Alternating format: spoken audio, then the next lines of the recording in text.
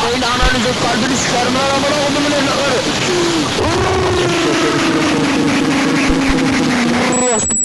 Çocukları. Bırak Arda bırak sen.